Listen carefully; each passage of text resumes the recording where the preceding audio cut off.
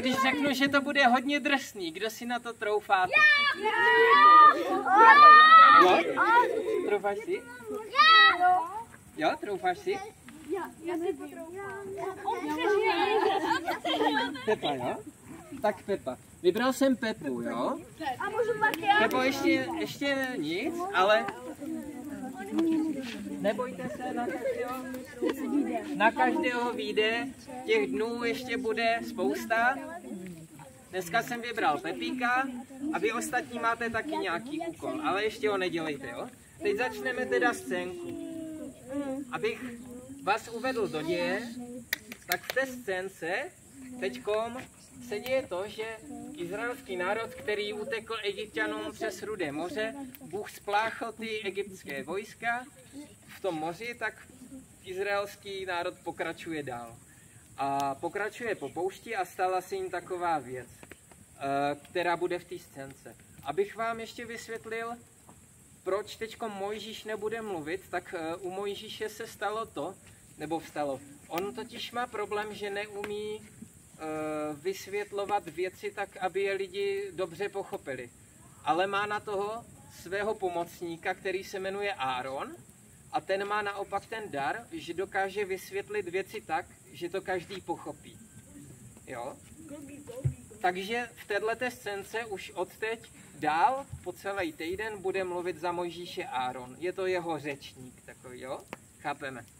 Takže můžeme začít scénku teda. Jo, to Takže izraelský lid poté, co utekl Egypťanům od Rudého moře, tak putoval dále po poušti. Izraelský lid putoval po poušti. Wow, to jsme viděli i včera. To jsou ty stejné. Já vím taky. Já vím úplně všichni. Tam je opička. Ale ticho. Tam je opička. Čau, opičko. Mojžíši, my můžeme strašně dlouho, tam budeme. Ale... Já už mám hlad. Ty vogo, jak se jde. Ty hranolky. Řízek. Dáši. Kam nás to vytáhl zase? Proč jsme nemohli zůstat v tom Egyptě? Tam bylo pravidelné.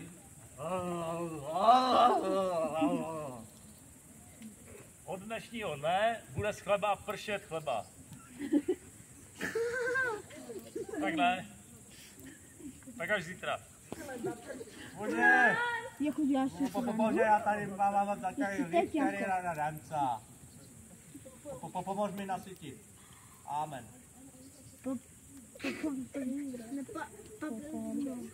Bůh vyslechl Mojžíše a odpověděl mu na jeho prosby. Jídlo. Mám hlad. Ne, dal bych skáč. Odpověděl mu, že mu vyhověl a seslal mu z nebe to, co izraelský národ chtěl. Seslal mu z nebe jídlo. Gargamel. Tady Gargamel. O jájče. Gargamel. Co víte? Co to je? Co to je? Manhu! Lidé se ptali, co to je?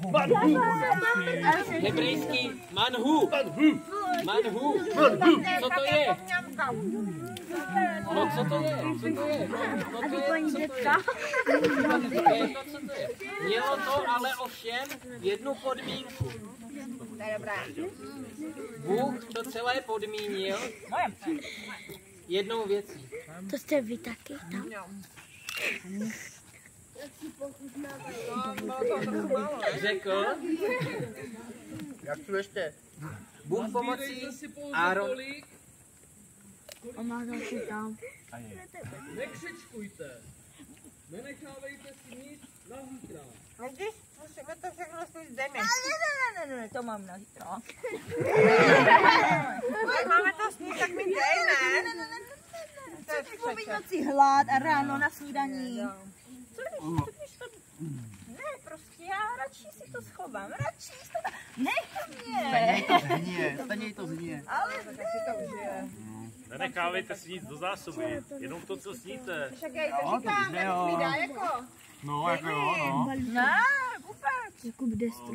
Jako, měli jste No, Jakuby Já jsem toho měl už asi moc, ale...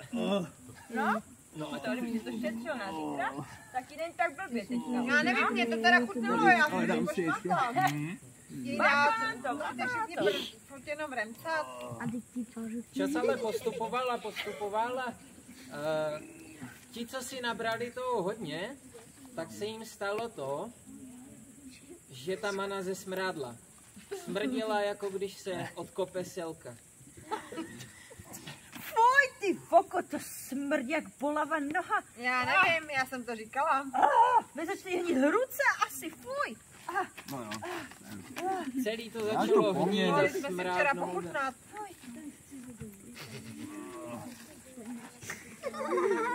A bylo to prostě k nesnězení. No tak si dej. Já si to sníš. Hrozně, je, to začne zelená. Možíš vám to říkal. Nejsi to radši. Někteří se poučili, někteří se nepoučili. A tak teda si někteří, kteří poslechli, tak si nazbírali každý den jenom tolik, co mohli, co zvládli, ale sedmý den mana nepadala. Ten 7. den Bůh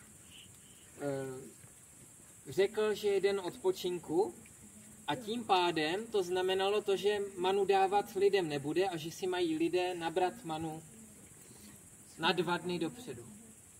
Teda prostě na ten 6. a 7. den. Takže tak dělali. Ještě mezi tím teda ráno vždycky dostávali manu a večer dostávali křepelky. Takže ráno měli něco, co chutnalo jako chleba s medem, dejme tomu, a večer měli maso. Ale Izraelcům to pořád nestačilo a stále remcali a stále remcali. To je furt to stejné, křepelky, mana, to se nedá jíst. Já chci něco jiného. Člověk, aby se ptal, tatínku, i tebe maminka učila jíst. Pořád jenom křepelky a pořád manu? Kdo to máš rád pořád? To je hrozné. A co remcáte, to si můžete křepelkou udělat na víně, nebo na kmíně, na česneku, že? No, taková mňamka, to je Furt jenom masíčko. křepelka. Mojžíš říká, že pořád jenom brbláte. No, teď si říkáme. Bůh se kvůli tomu na izraelský národ opravdu hněval. A tahle rána ho velice zasáhla, protože Boha vždycky mrzí, když ho jeho lid neposlouchá a že je neposlušný a dělá si, co chce. Tedy ti, kteří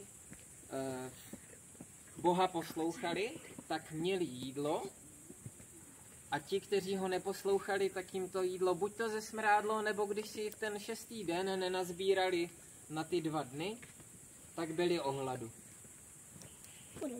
A z tohohle si můžeme vzít teda poučení to, že neposlušnost nás může vlastně přivést někdy do situací, které se nám nakonec nevyplatí. Protože Bůh to s náma myslí dobře a když my ho neposloucháme, tak si vlastně škodíme sami sobě. Ale Bůh nám dává svobodnou vůli. Řekl jsi něco, Bože? Neřekl nic. Co? Asi souhlasí. Takže poučení z toho, buďme poslušní a poslouchejme to, co nám Bůh říká, a pokud ho budeme poslouchat, tak se nám dobře povede, protože Bůh bojuje za nás, Bůh se o nás stará a má nás rád. Stejně tak, jako se o nás starají naši rodiče a myslí to s námi dobře a my je někdy neposlechneme a spálíme se, něco se nám stane, protože jsme je neposlechli a zjistíme to až pozdě, že jsme udělali chybu. Jo, takže tohle to je po naučení z toho celého. Děkujeme, zatleskáme hercům.